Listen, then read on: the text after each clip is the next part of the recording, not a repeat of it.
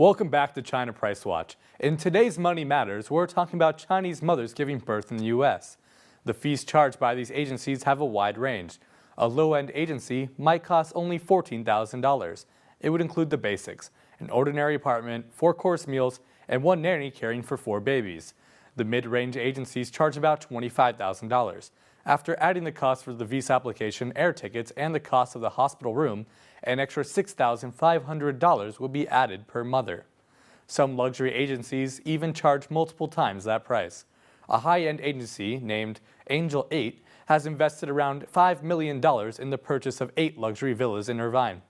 Its VIP service charges $65,000 per person. The expecting mother would get to stay in the exclusive high-end villas.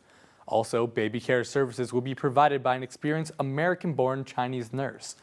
All the catering services would be left to top chefs from Beijing or Hong Kong. There is also another super luxury agency that charges $81,800.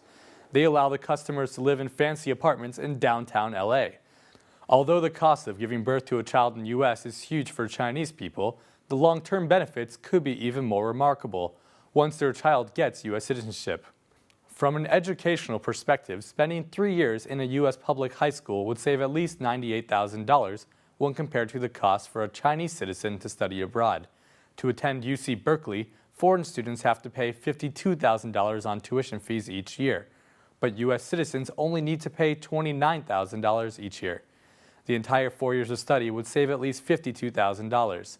Being a U.S. citizen could make it easier for the students to enroll and get scholarships. Probably the most beneficial comes during employment. It is also much easier for a citizen to get a job, since he or she doesn't need to obtain a work visa. Their fluent Mandarin Chinese skills would also be seen as an advantage. The savings can be huge, but so are the risks.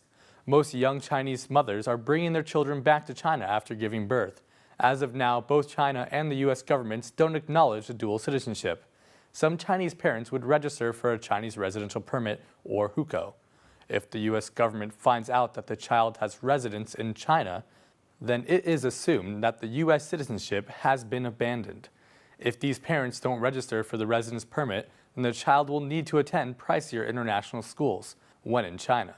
It seems like raising a child in the U.S. would be the smart financial move if everything goes according to plan. Unfortunately, reality doesn't work that way.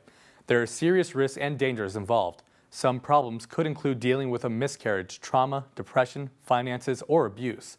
Essentially, these expecting mothers are flying by themselves to a foreign country, where they might not be able to handle many issues. Don't go away, because up next for our question of the day, we'll hear if Beijingers think it's smart to give birth in the U.S. Stay tuned.